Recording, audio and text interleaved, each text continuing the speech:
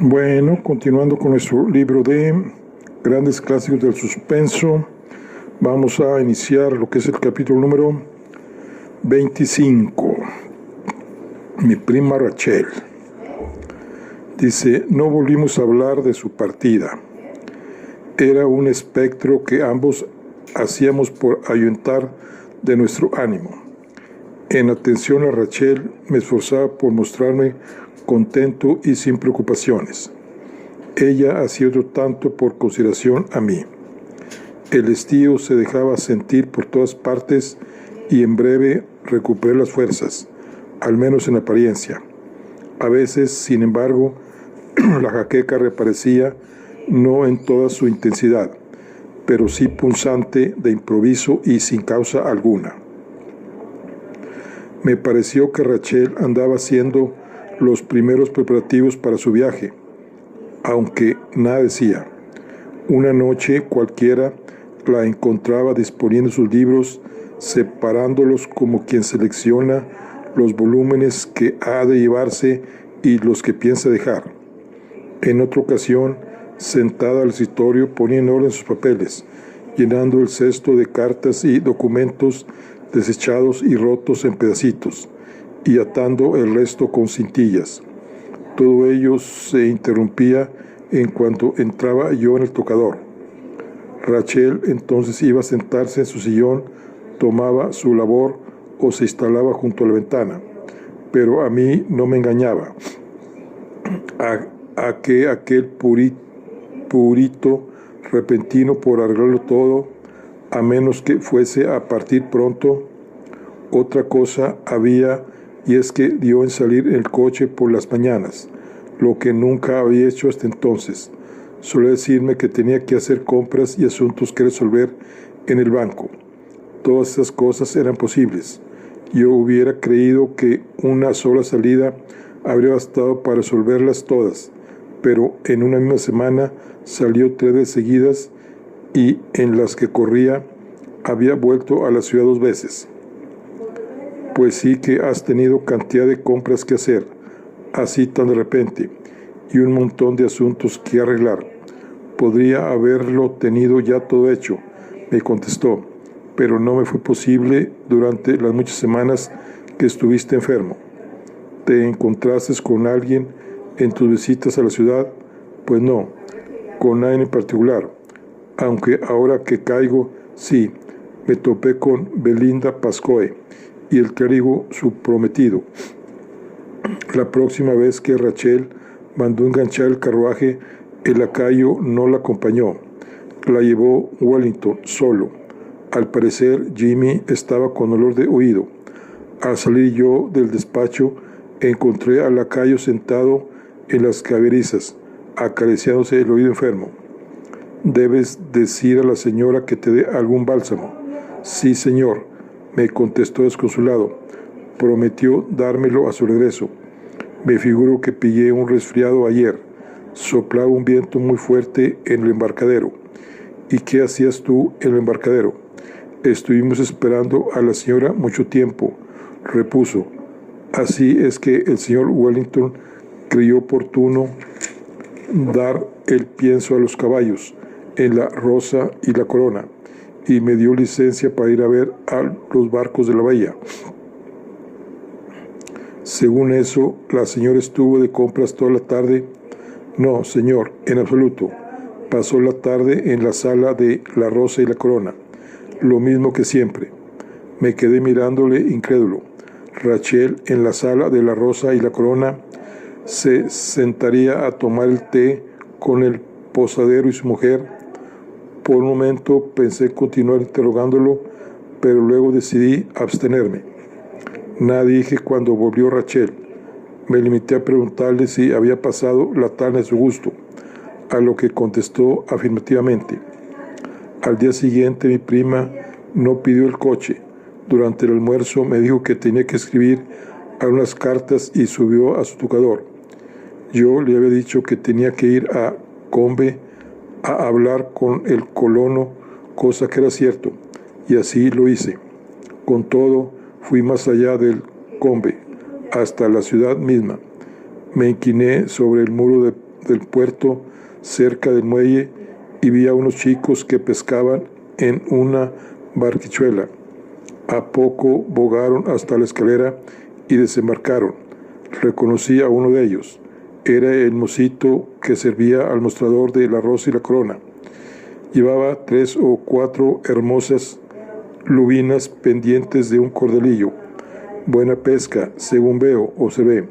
Serán para la cena, ¿verdad? No, para la mía, señor, sonrió. Aunque apuesto que serán bien recibidas en la posada. ¿Han dado ahora en servir la sidra con lubina? No, este pescado es para el caballero de la sala. Ayer se comió un trozo de salmón que pescamos del río. Con que el caballero de la sala. Saqué del bolsillo unas monedas de plata. Espero que te dará unas propinas estupendas. Toma esto y que te traiga buena suerte. ¿Quién es vuestro huésped? Volvió a sonreír de oreja a oreja. Ignoro su nombre, señor. Es italiano, según dicen. Venido de otras tierras. Consulté mi reloj. Eran las 3 pasadas. De seguro que el caballero venido de otras tierras cenaría a las 5. Atravesé la ciudad a pie y bajé por una estrecha calleja hasta la caseta en que Ambrosio solía guardar sus drisas y aparejos para el balandro. La pequeña chalana estaba atada al embarcadero. Tiré de esta chalana, salté a ella y a fuerza de remo salí a la ensenada y me puse al pairo a cierta distancia del muelle, desde donde podía observar la entrada de la Rosa y la Corona. Transcurrió 1 hora. El reloj de la iglesia dio las 4. Yo seguí esperando. A las 5 menos cuarto apareció la hostelera a la puerta de la sala y la vi echar una ojeada en derredor. Por fin a las 5:10 descubrí una barca que se dirigía hacia las gradas del embarcadero, impulsada por un robusto remero sentado a popa. La chalupa recién pintada tenía todo el aire de una embarcación de las que se alquilan a los forasteros, deseosos de dar unas bordeadas de recreo por las cercanías del puerto. Un hombre cubierto la cabeza con un sombrero de ala ancha iba sentado a proa. Llegó la barca a los peldaños, desembarcó el pasajero, dio una moneda al remero y se dirigió a la posada. Era Reinaldi. Regresé a la caseta, amarré la chalana, crucé la ciudad y subí por la senda que conducía hasta los riscos.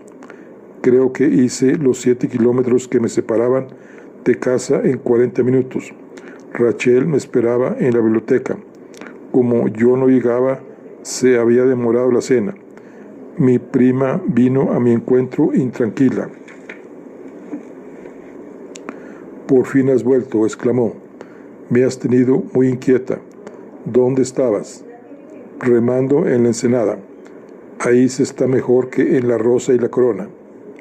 La expresión de sobresalto que vi en sus ojos era cuanto necesitaba para prueba definitiva. «Perfectamente», proseguí. «Ya he descubierto tu secreto. No trates de inventar mentiras». Apareció Secome preguntando si debía servir la cena. «Sí», enseguida respondí. «No voy a cambiarme». Tan pronto como concluyó la cena, que apenas sí probamos, Rachel se puso de pie y echó escalera arriba. Yo subí detrás. Cuando llegó a la puerta de su tocador, pretendió cerrarla en mis narices, pero yo fui más rápido y un instante después estaba en su habitación, apoyado de espaldas contra la puerta. Reapareció en sus ojos una mirada de inquietud. Se alejó de mí y se detuvo junto a la chimenea. «¿Cuánto tiempo hace que Reinaldi se hospeda en la Rosa y la Corona?» «Eso es cosa mía». «Y mía también, contéstame». Supongo que Rachel comprendió que no podía esperar apaciguarme ni engatusarme con cuentos. «Bueno, te diré, hace 2 semanas». «¿A qué se debe su presencia aquí?» «A que yo le he pedido que venga, a que es mi amigo y que me hacía falta su consejo, y sabiendo la antipatía que le tienes, no puedo invitarle a esta casa. ¿Y por qué has de necesitar su consejo? Eso también es cosa mía y no te incumbe. Deja de portarte como un chiquillo y procura comprender. A mí me satisfacía verla tan alterada. Eso demostraba que sentía culpable. Me pides que comprenda. ¿Esperas que pueda comprender tu falacia? Me has venido engañando día tras día, durante las 2 últimas semanas, y no puedes negarlo.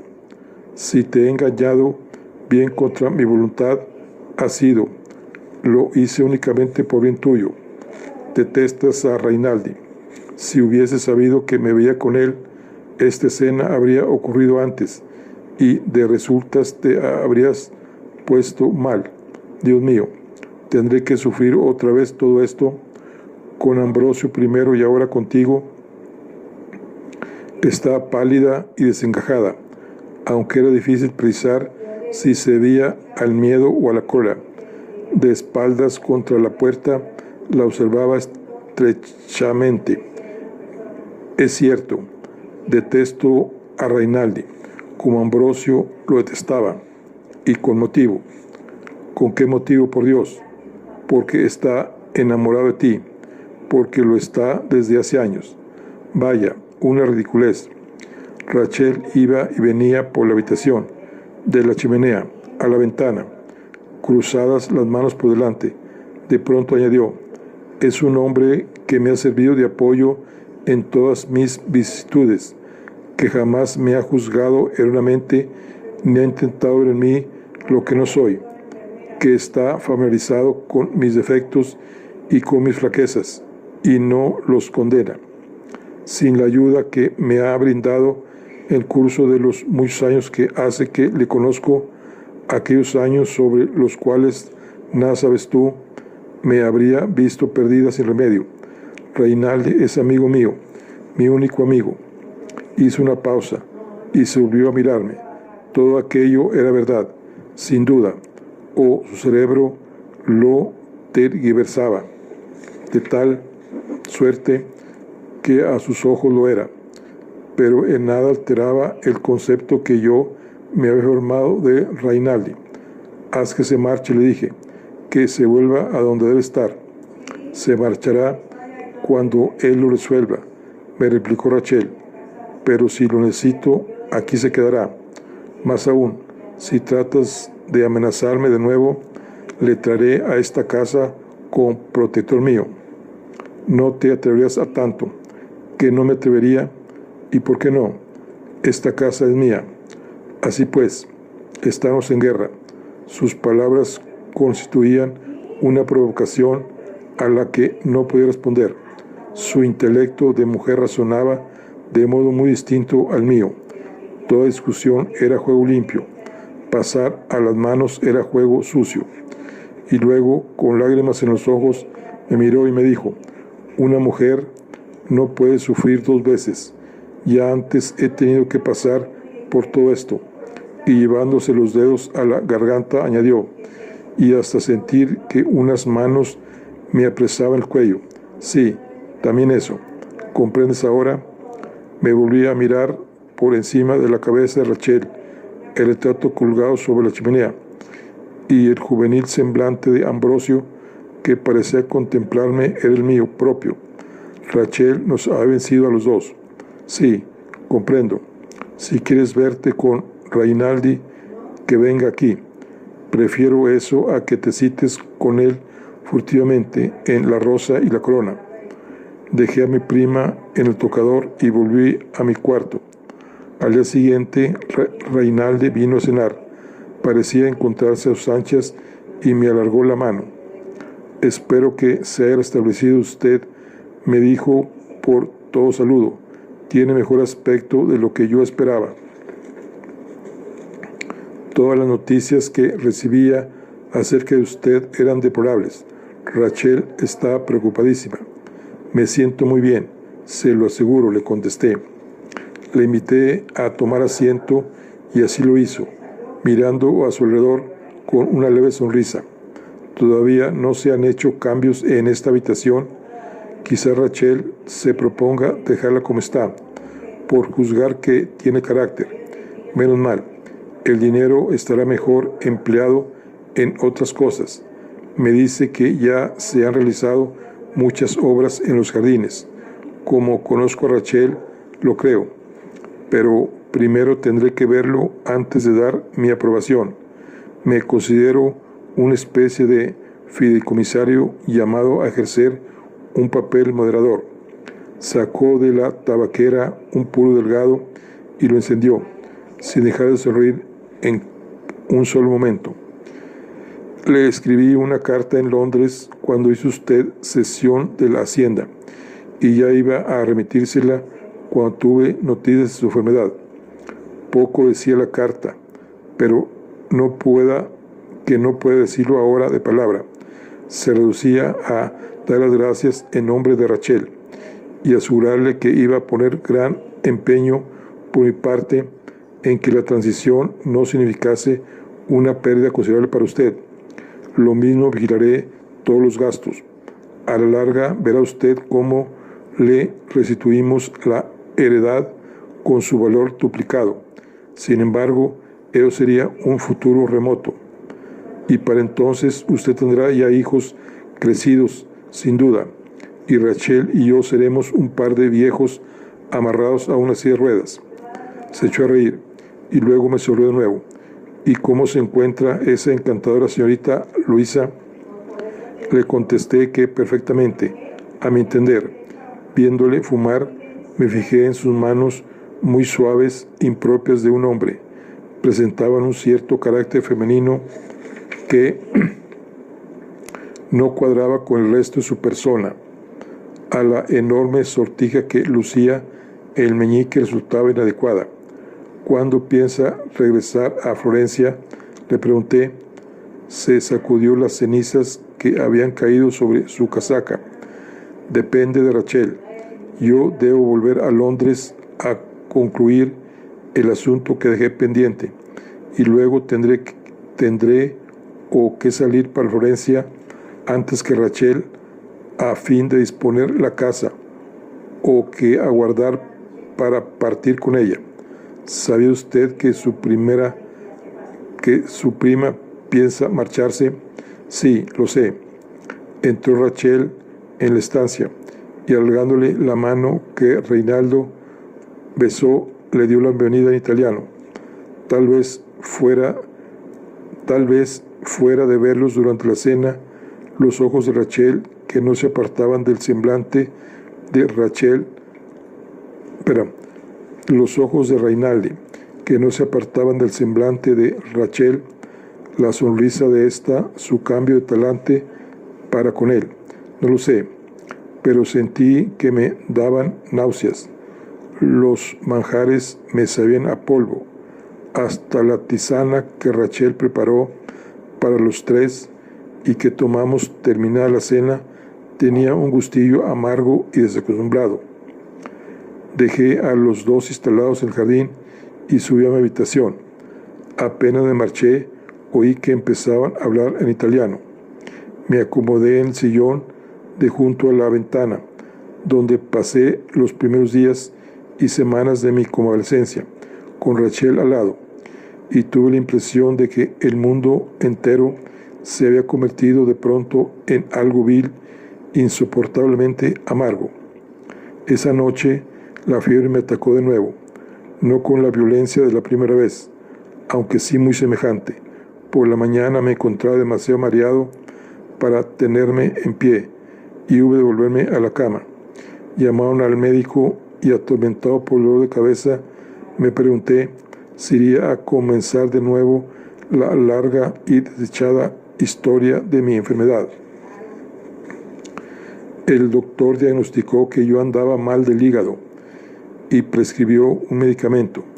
Cuando Rachel vino por la tarde a hacerme compañía, quería advertir que en su rostro cierto aire de fatiga.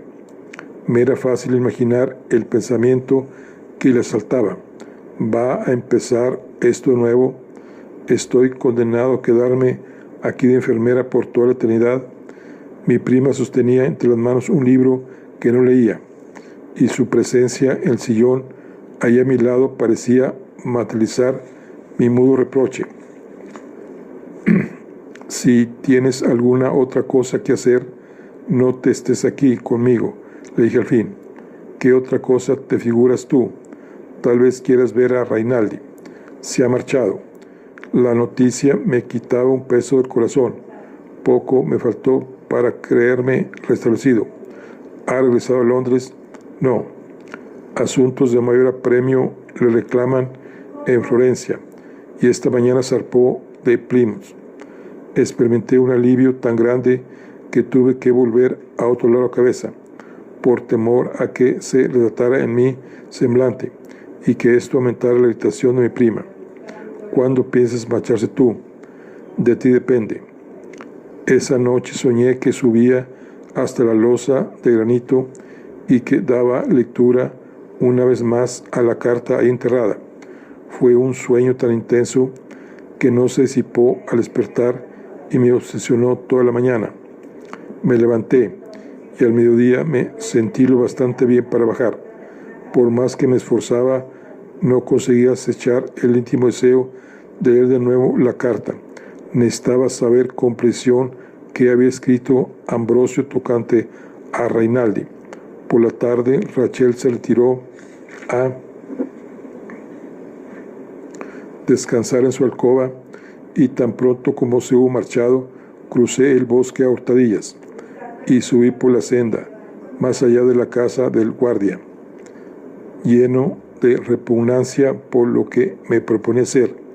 Me arrodillé junto a la losa de granito y, escarbando con las manos, toqué inesperadamente la piel empapada de mi billetera. La abrí y saqué la carta arrugada. El papel estaba mojado y lacio, la escritura más borrosa que antes, pero todavía legible. Leí una y otra vez los pasajes relativos a Rainaldi. Me figuro que este hombre ejerce un pernicioso influjo sobre ella. Tengo la sospecha de que ha vivido enamorado de Rachel desde hace muchos años, desde antes incluso de morir Sangalletti. Siempre que se hace mención del nombre de Rainaldi, noto en sus ojos una sombra y cierto tono en su voz que despiertan en mi ánimo la más terrible sospecha. Insisto en que Rainaldi, quien me ha interrogado tocante al testamento, ella no me habla del asunto, pero ahora entre ellos, lo del testamento fue en marzo. Se sabía que no estaba yo bien, obnubilado casi por mis jaquecas, y es posible que Rainaldi, al abordar el asunto, lo hiciera con ese espíritu calculado que le es propio, pensando que bien podría morirme. Es muy posible que así fuera. Es muy posible que entre ellos no se hable de esto. No tengo manera de saberlo. Frecuentemente la sorprendo con los ojos fijos en mí, extraños y vigilantes. No guardé la carta en la billetera. La rompí hoja por hoja en minúsculos fragmentos y los pisoteé con el tacón para hundirlos en la tierra. Cada uno de aquellos fragmentos cayó y quedó enterrado en distinto lugar. Y volví a casa. Fue en cierto modo como una postdata a la carta de Ambrosio. El hecho de que cuando yo entraba por el zaguán llegara se come precisamente con la valija del correo que había recogido el mozo de la ciudad.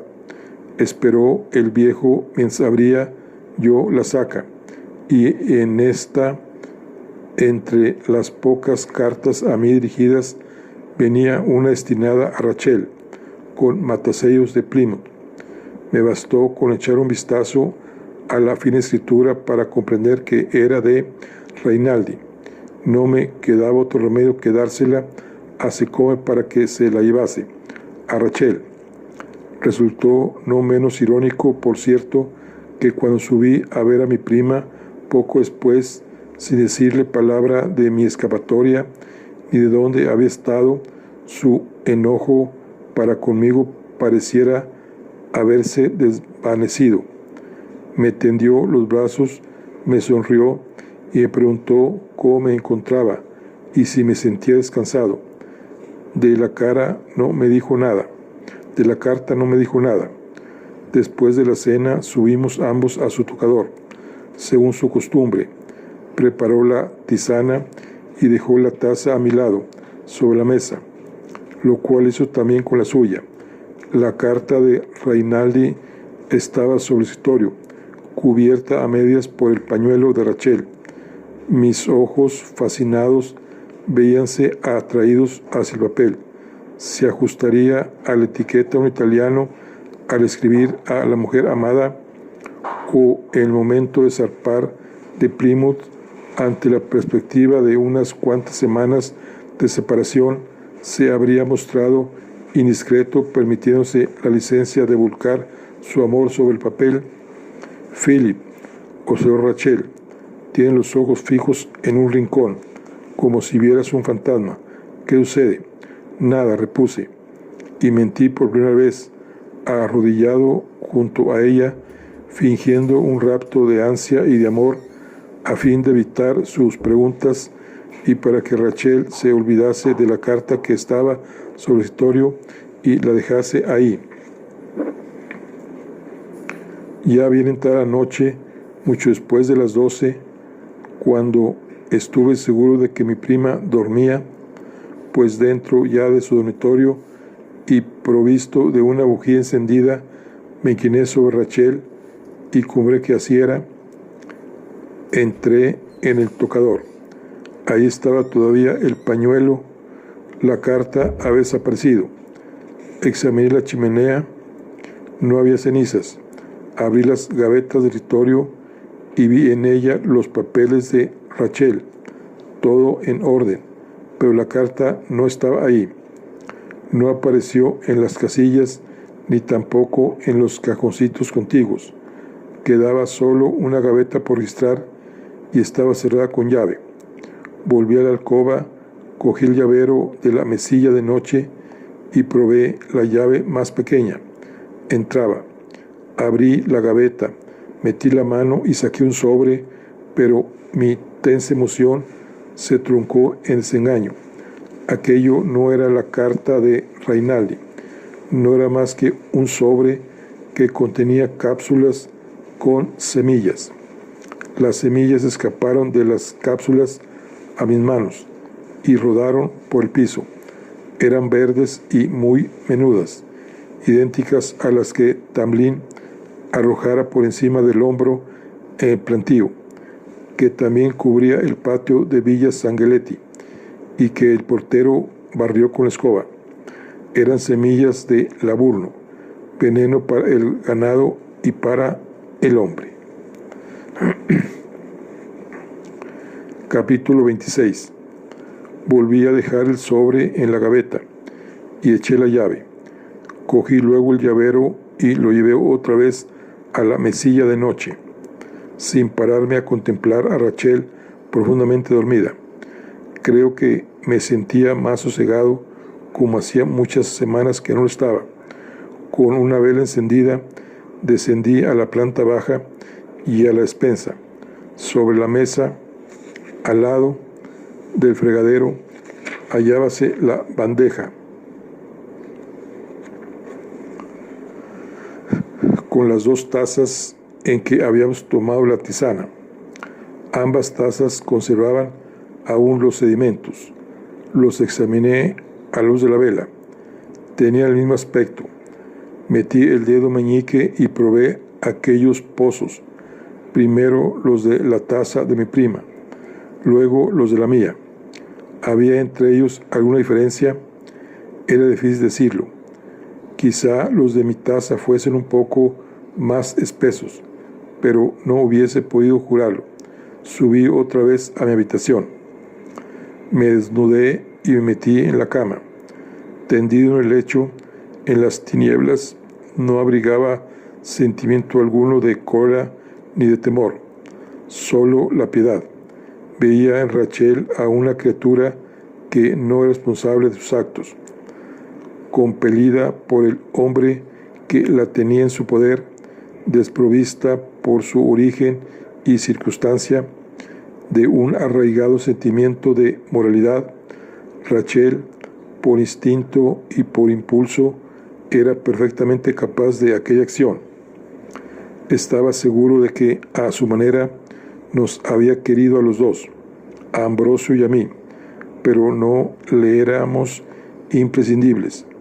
Algo más que una ciega pasión dictada al fin y a la postre sus acciones. Quizá hubiera en ella dos personas distintas y viviera como escondida, dejándose llevar ya por la una, ya por la otra. Yo lo ignoraba. Luisa habría dicho que la Rachel impulsiva fue siempre la segunda, ya que desde el principio, en todo pensamiento, en todo hecho suyo, había existido cierta premeditación. Lo que una mujer ha hecho ya en una ocasión, sin ser descubierta, bien puede hacerlo una segunda vez y librarse así de otra carga. El contenido de la carta de Ambrosio ya poco me importaba. No lo tenía ahora tan presente como aquellas últimas palabras carrapateadas de las que Rinaldi y también Nick Kendalls habían hecho caso omiso, calificándolas de final desvarío de una mente enferma. Esa mujer ha acabado por fin conmigo. Rachel, mi tormento. Yo era el único que sabía que Ambrosio había dicho la verdad. Había vuelto pues al punto de partida. Me veía de nuevo en el puente del Arno, donde me hice aquel juramento. Tal vez después de todo, un juramento es cosa a la que no se puede faltar, que debe cumplirse cuando llega la hora, y la hora había llegado. El día siguiente era domingo, como todos los domingos precedentes desde que mi prima llegó a la casa. El coche vino a la puerta para llevarnos a los dos a la iglesia. El día estaba espléndido y caluroso. Era en pleno verano. Rachel lucía un nuevo vestido oscuro de fina tela delgada y un sombrero de paja, y llevaba quitasol. Cuando tomé asiento a su lado y emprendimos la marcha por el parque, mi prima puso su mano en la mía. En la iglesia, Rachel mostró una faz serena y radiante. Hubiese querido odiarla, como la odié durante tantos meses antes de haberla visto. Sin embargo, no podía experimentar otra cosa que aquella singular y terrible compasión.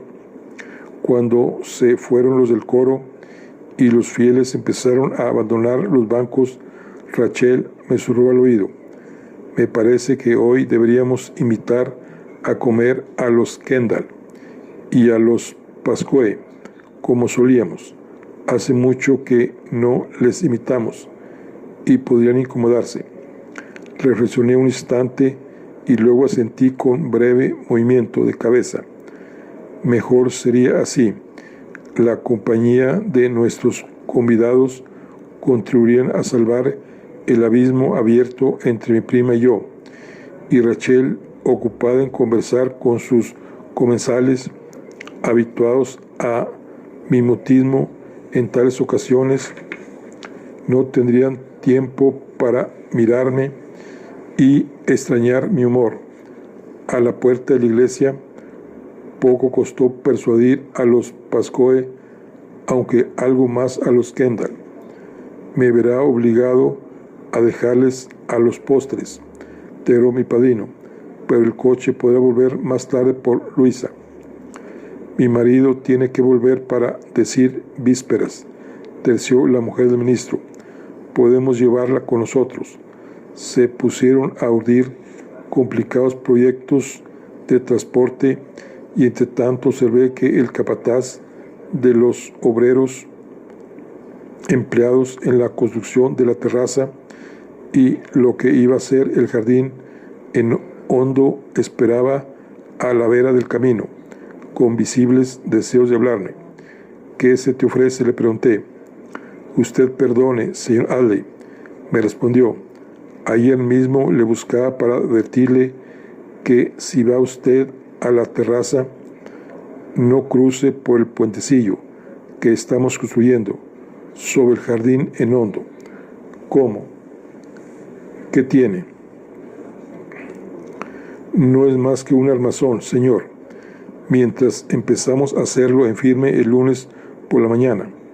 A simple vista, el tablado parece bien sólido, pero no soporta ningún peso. Si alguien intenta cruzar, podría caerse y desnucarse. Gracias, lo tendré presente.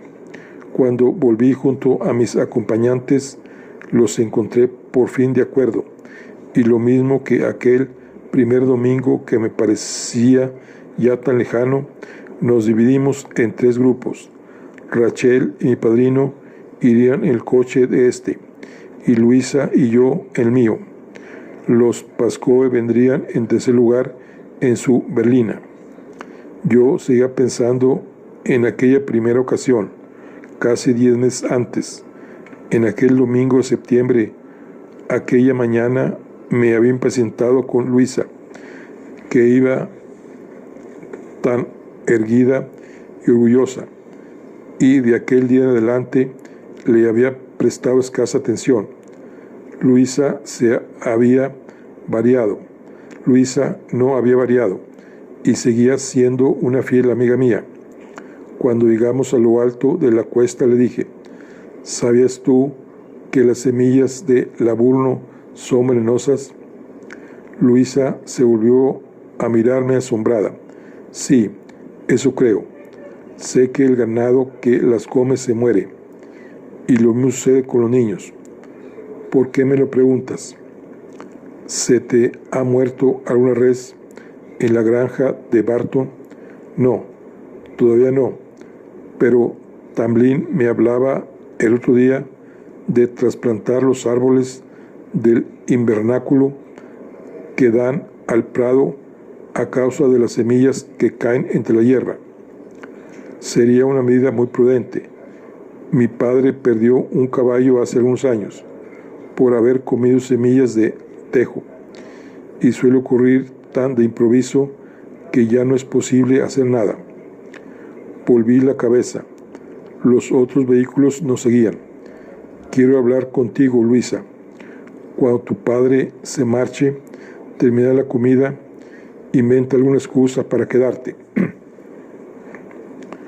Luisa me miró fijamente, interrogándome con los ojos, pero no dijo una palabra más. Wellington detuvo el coche frente a la casa. Descendí y ofrecí la mano a Luisa. Nos quedamos aguardando a los demás. Si bien podría este domingo ser aquel otro de septiembre, Rachel sonreía exactamente igual que entonces, pero en aquella fecha todavía era una extraña para mí, y ahora nada suyo me era extraño. Conocía ya lo mejor de sus rasgos, y lo peor, hasta los motivos de todo cuanto hacía, desconcertantes tal vez incluso para ella misma, también los adivinaba. Ahora nada se me ocultaba de cuanto a ella se refería. Rachel, mi tormento.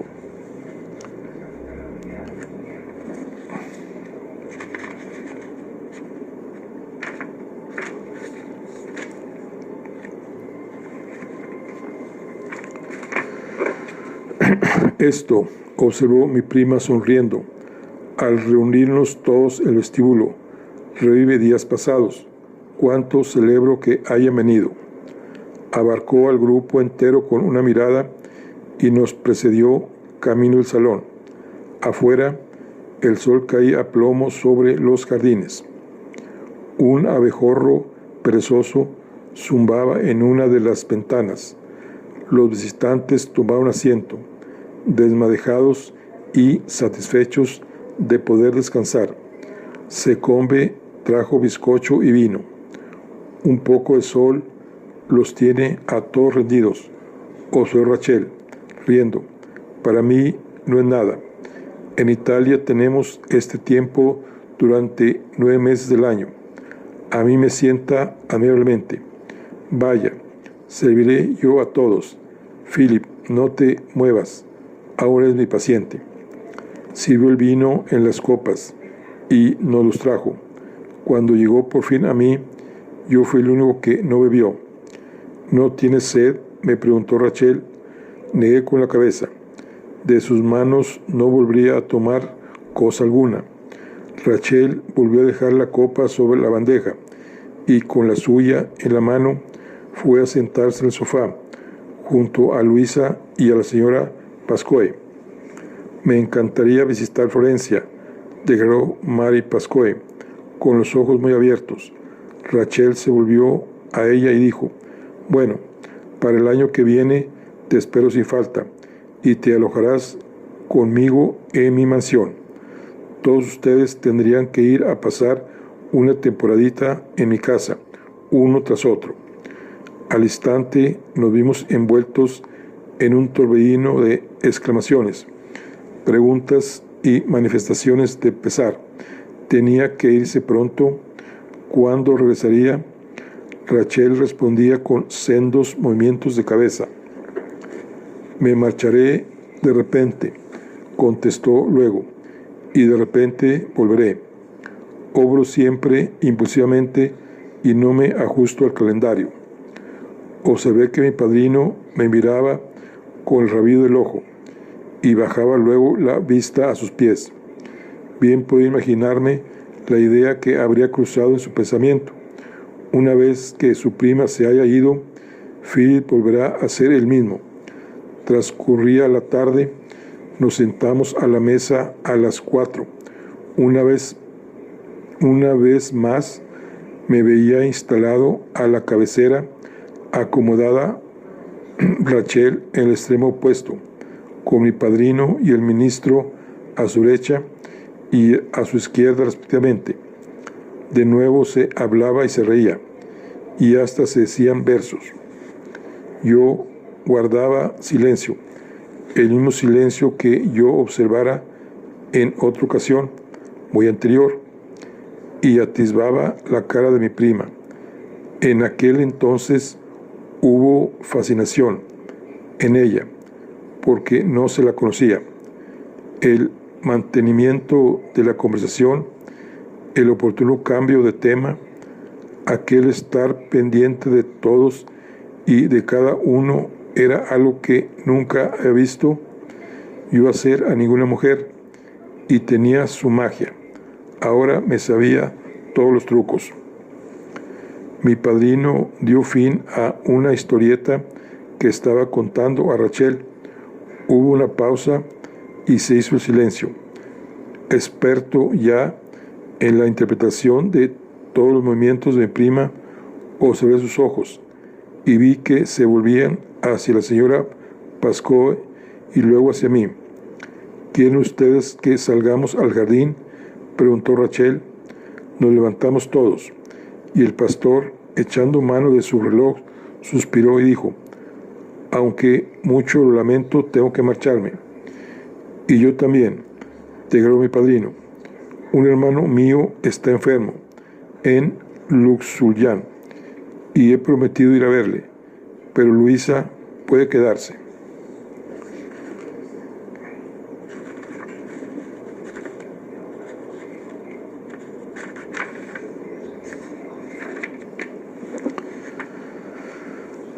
Tendrán ustedes tiempo de tomar el té, sin duda, suplicó Rachel, pero al parecer era más tarde de lo que suponía, y al fin, con cierto alboroto, Nick Kendall y los Pascoe se fueron en la berlina. Solo Luisa se quedó. Ya que no somos más que nosotros tres, propuso mi prima, prescindiremos de etiquetas. Vamos al tocador. Y sonriendo a Luisa, echó por delante escalera arriba. Que pruebe Luisa mi tisana, decía Rachel por encima del hombro. Le enseñaré a prepararla.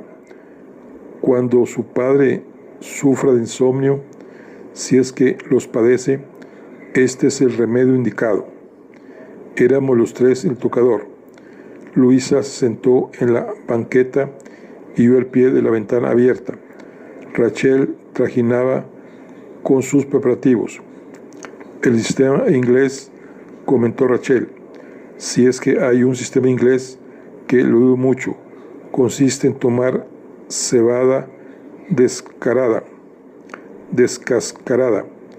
Yo traje de Florencia mi herbolario particular.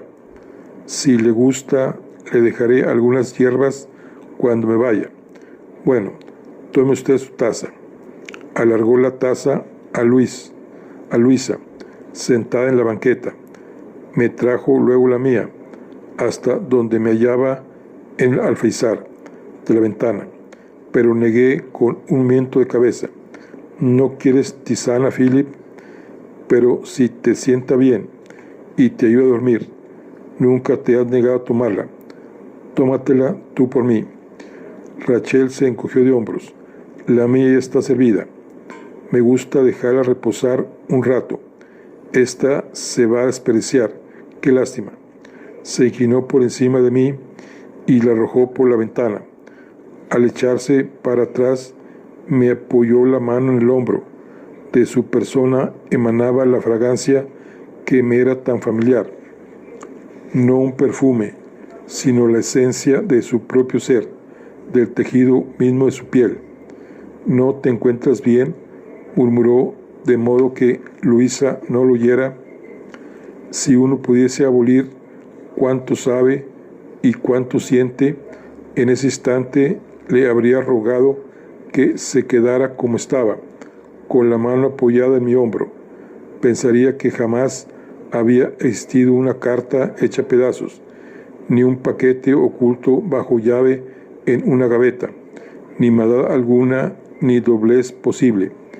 Del hombro me pasó la mano a la barbilla, dejándola ahí un momento en fugitiva caricia.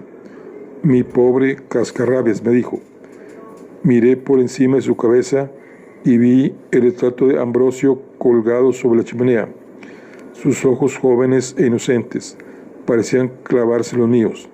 No contesté a mi prima y, apartándose de mí, volvió a dejar en la bandeja mi taza vacía. Charló unos momentos con Luisa y luego, dejando su propia taza en la bandeja, observó: y ahora que ha refrescado, ¿quién está dispuesto a dar un paseo conmigo? Lancé una ojeada a Luisa, que me miró y guardó silencio. He prometido a Luisa enseñarle un viejo plano de la finca de Pelín, que hallé hace unos días. Tercé yo. Los límites en él señalados indican que la vieja fortaleza de la colina forma parte de la heredad. Muy bien, llévatela al salón, o quedaos aquí como gustéis. Iré sola a dar mi paseo. Y se encaminó canturreando al dormitorio azul. Quédate aquí, dije a Luisa en voz baja. Bajé y entré en el despacho, pues era cierto que existía un viejo plano que guardaba yo en algún rincón. Lo encontré en un legajo y regresé cruzando el patio. Al llegar a la puerta lateral que, contigua al salón, comunicaba con el jardín, salía Rachel dispuesta a dar su paseo. No llevaba sombrero, pero sostenía en la mano el quitasol abierto. No tardé, me dijo. Subiré hasta la terraza. Quiero ver si quedaría bien una estatuilla en el jardín en hondo. Ten cuidado, le dije. ¿Cómo? ¿De qué? Se detuvo junto a mí, apoyando el quitasol en el hombro. Ten cuidado, agregué pausadamente, de no andar mucho al sol. Rachel soltó la carcajada y se alejó de mí. La vi cruzar el césped y subir los peldaños hasta la terraza. Volví a entrar en la casa y, echando ligero escaleras arriba, llegué al tocador. Luisa me esperaba ahí. Necesito que me ayudes, le dije lacónicamente. No tengo tiempo que perder. Luisa se levantó del asiento con una pregunta en los ojos. ¿De qué se trata? ¿Te acuerdas de la conversación que tuvimos hace unas semanas en iglesia? Luisa sintió con la cabeza. Pues bien, tenías tu razón, y yo estaba equivocado. Pero no hablemos de eso ahora. Sospecho cosas peores, aunque necesito hallar pruebas fehacientes. Creo que Rachel ha tratado de envenenarme y que lo mismo hizo con Ambrosio. Luisa nada respondió. Abrió los ojos espantada. No importa cómo lo descubrí, pero puede que encontremos la clave en una carta de Rinaldi S. Voy a registrar su escritorio hasta que dé con ella. Cuando aprendiste francés, estudiaste también algo italiano. Probaremos a traducirla entre los dos. Ya estaba registrando el escritorio.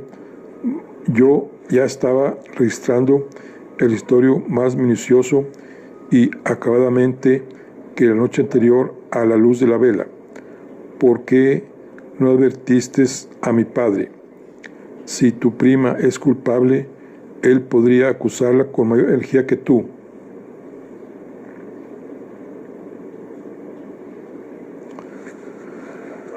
¿Por qué no advertiste a mi padre?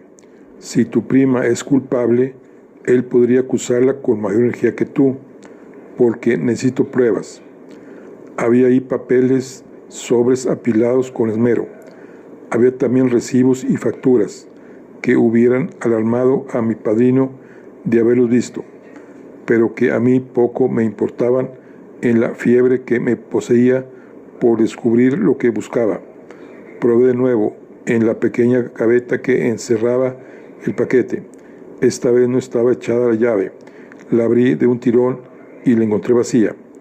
El sobre había desaparecido. Esto podría construir una prueba adicional, pero Rachel había tirado mi tisana. Seguí abriendo gavetas. Luisa estaba a mi lado, contraídas las cejas por la ansiedad. Debías haberte esperado, observó. Lo que haces no es prudente. Debías haberte esperado a hablar con mi padre, que habría procedido legalmente. Lo que estás haciendo es lo que podrías hacer cualquiera, un vulgar ladrón. La vida y la muerte no esperan a proceder legalmente. Mira, ¿qué es esto? Arrojé a Luisa una larga lista de nombres. Los había en inglés, en latín, en italiano. No estoy segura, replicó ella, pero me parece que es una lista de hierbas y plantas. La letra no es muy clara. Hizo por descifrarlas mientras yo vaciaba las gavetas. Aquí no hay nada que hable de venenos, dijo Luisa al cabo. Yo continuaba registrando el escritorio. Encontré una carta del banco. Reconocí la letra del señor Koch. Ya ciego y arrebatado, abrí el sobre. Estimado señor, estimada señora, damos a usted las gracias por la devolución de las alhajas de la colección Alley, las cuales, según sus instrucciones y como quiera que se propone usted abandonar en breve el país, deberán quedar bajo nuestra custodia hasta el día en que su heredero, señor Phil Sales, pueda tomar posesión de ellas. Responsablemente la saluda Herbert Koch. Volví la carta a su sitio, presa de súbita angustia. Cualquiera que fuese la influencia de Rinaldi, algún impulso de la propia Rachel le había dictado aquella última acción. Ninguna otra cosa había de verdadero interés. Había registrado una por una meticulosamente todas las gavetas, hurgado en todas las casillas. Desconcertado, frustrado, me encaré de nuevo con Luisa. No está aquí. ¿Has buscado en la carpeta?, preguntó Dosa. Como un necio, había puesto la carpeta sobre una silla, sin imaginar un solo momento que en sitio tan evidente pudiese ocultarse una carta secreta. La cogí y ahí dentro, entre dos hojas de papel en blanco, descubrí el sobre procedente de Plymouth. En él estaba todavía la carta. La saqué y se la pasé a Luisa. Esta es. A ver si consigues descifrarla. Luisa fijó la vista en el papel y enseguida me lo devolvió. Pero no está en italiano. Léelo tú mismo. Leí la carta, tan solo unos breves renglones. Rainaldi había prescindido de toda ceremonia, como yo había supuesto, pero no en la forma que me lo imaginaba. La carta no tenía principio. Ya que te has vuelto una inglesa, ya que te has vuelto más inglesa que italiana, te escribo en el que es tu idioma por opción. Dentro de una hora levaremos anclas. Haré en Florencia cuando me pides, y tal vez algo más, aunque no estoy seguro de que lo merezcas. La mansión al menos te estará aguardando, así como los criados, cuando al fin te resuelvas a arrancarte de aquí. No te demores demasiado. Nunca he tenido mucha fe en esos impulsos de tu corazón y de tus sentimientos. Si a la postre no puedes decidirte a abandonar a ese muchacho, entonces tráetelo contigo. Te advierto, sin embargo, que lo harías contra mi verdadero sentir. Cuídate bien y tenme siempre por tu amigo, Rainaldi. La leí un par de veces y se la di a Luisa. ¿Has encontrado en ella la prueba que querías?, me preguntó. No, jamás se hallará prueba ninguna, ni ahora ni nunca. Si no existen pruebas, no puedes condenarla. Tal vez sea inocente, tal vez sea culpable. Nada puedes hacer. Salgamos de este cuarto y bajemos al salón. Ojalá no nos hubiéramos entrometido en los asuntos de tu prima. Yo estaba de pie junto a la ventana abierta del tocador, con la mirada fija en el jardín. ¿Anda ella por ahí?, inquirió Luisa. No, hace ya casi media hora que salió y no vuelve todavía. Luisa cruzó la habitación y se detuvo a mi lado. Me miró a la cara.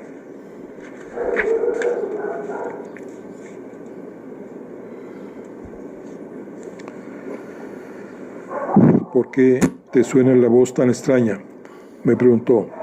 ¿Por qué tienes los ojos fijos en los peldaños que conducen a la terraza? ¿Ocurre algo? La aparté y me dije a la puerta. ¿Sabes la cuerda de la campana que está en el rellano al pie del campanario? No, la que se emplea al mediodía para llamar a los jornaleros a comer. Le dije, ve y tira de ella con todas tus fuerzas. Luisa me miró perpleja. ¿Con qué objeto? Porque hoy es domingo y todo el mundo está afuera o durmiendo, o anda disperso por ahí y tal vez me haga falta ayuda. Ayuda, dices. Sí, es muy posible que Rachel haya sufrido un accidente. Luisa me miró de hito en hito. Sus ojos tan grises, tan francos, escudriñaban mi semblante. ¿Qué has hecho?, inquirió, y la dominó el miedo y con él el convencimiento. Yo le volví la espalda y salí del cuarto. Corrí escalera abajo, crucé a la carrera el jardín y me precipité por el sendero que subía a la terraza. Ni rastro de Rachel por ninguna parte. Al lado de las piedras y la argamasa y el montón de tablas que había al borde del jardín, en hondo, los dos perros estaban inmóviles. Uno de ellos, el más joven, vino a mi encuentro. El otro se quedó donde estaba, junto al montón de argamasa. Descubrí las pisadas de Rachel en la arena y la cal, y su quitasol había todavía caído a un lado. De pronto, en la torre del reloj empezó a repicar la campana. Repicaba y repicaba sin punto de reposo, y en el día callado y apacible, aquel tañer debió de cruzar la campiña hasta el mar. de suerte que hasta los que estuviesen de pesca en la bahía huirían sin duda. Llegué hasta el borde del muro levantado sobre el jardín, en hondo, el punto mismo en que los obreros habían iniciado la construcción del puente. Parte de la estructura subsistía aún colgada en el aire, grotesca y espantosa, como una escala de cuerda. El resto había rodado al fondo. Descendí hasta donde Rachel yacía entre los tablones y las piedras. Le tomé las manos entre las mías, las tenía heladas. Rachel, le dije, y repetí, Rachel. Ahí arriba los perros empezaron a ladrar, y el repicar de la campana llegaba todavía más fuerte. Rachel abrió los ojos y me miró, en un principio con dolor, creo, luego con expresión de perplejidad, y finalmente, o así me pareció, reconociéndome. Con todo, aún entonces volví a caer en el error. Me llamó Ambrosio. Ahí permanecí, sus manos entre las mías, hasta el momento en que murió. En otro tiempo ahorcaban a los criminales, en 4 recodos. Ya no. Bueno, pues aquí terminamos lo que es nuestro libro de mi prima Rachel. Nos vemos en la siguiente. Muy interesante novela.